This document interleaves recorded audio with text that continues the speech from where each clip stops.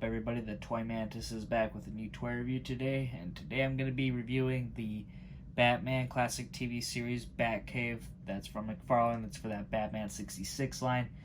Now you've seen that I reviewed already Robin from the Platinum edition, and this is the only thing that I also planned on getting. So with this review, it'll be like my last one about this specific series. But anyways, that's the side. There's the back. You can see everything you could possibly add. You know, kind of shows how you can have the set displayed. Has some lettering around. Beep boop, beep boop, beep boop. Okay, so not really too much. It informs you, you know, hey, you can go 24 inches wide. But I don't really have any figures from the McFarlane other than obviously the Robin. So I'm going to be doing a comparison with this set with my Mattel line. Okay, here's the playset now open and now all displayed with everything out, and you can see that there's so many items in here that it's too much for the playset, really. But it is still a very nice background, and you know, if you can put whatever together, you can make some cool display out of it. Now, you can see there's a bunch of like halved, and they're all hollowed out displays here. And they can tip over easy.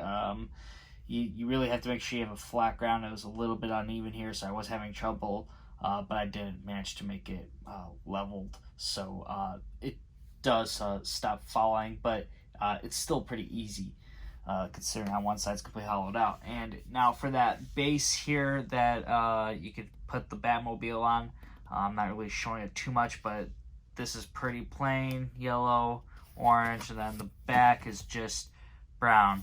This is basically the bottom of a pizza box, or you know, just what pizzas come on. So that's what you pretty much get, a painted version of that, I guess. Here's the unmasked Robin inside the Batcave. Now you can see that he scales pretty decent with it.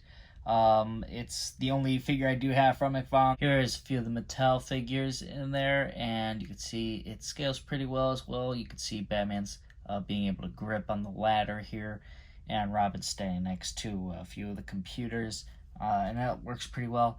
Now, I also thought about adding this to the playset, though, is that Mattel, obviously, they had their little release of a, not a playset, but a Bat computer. So they kind of came up with this big computer, and it was a little cartoony looking. The one that McFarlane made looks a little bit more realistic compared to what Mattel did here. You could see with Mattel, you know, or not Mattel, McFarlane here, they did some nice detailing. You know, it's I mean, it's a sticker, but you know, they made like the realistic shots, right? It looks more on the realistic side than a cartoonish side that we got. But you know, seeing the Bat computer here, you know, it can work pretty well. You got to find the right placement for it, but it's definitely possible. And then obviously with the back side from Mattel, they had like the office area, so perhaps that can like be the back end on right over there, so you don't have to see much, and could be like the opposite side to Bruce Wayne's office. Now, the Mattel Batmobile will not fit on this orange pizza plate thing. It's too long. The tires will be always over it somewhere, you know. That's just kind of the unfortunate thing you gotta deal with here. So if you're hoping to use that for this, it won't come out as good as it shows in the pictures with McFarlane's version. Here is the Batmobile in front of the playset. It does sit within the back of the playset's perimeter. It will go, you know, obviously like I showed you, past the pizza plate, but you know, with this though, it still kind of works. You know, obviously give it some little distance from the back here, but it'll be looking pretty nice on display if you have a nice setup for it. Overall, though, I'm gonna give this set a 7 out of 10. I do think it's pretty cool. It's an affordable set. It's really something nice for the Batman series. It would be cool to see something used more for other collections, but I mean, well, we'll see. We'll see what we can get in the future from McFarlane, and hopefully this inspires Hasbro to do some stuff for Marvel, Star Wars. You know, they deserve to have some sort of background, and I think the way McFarlane did it is really paving the way here. The stickers is a downside.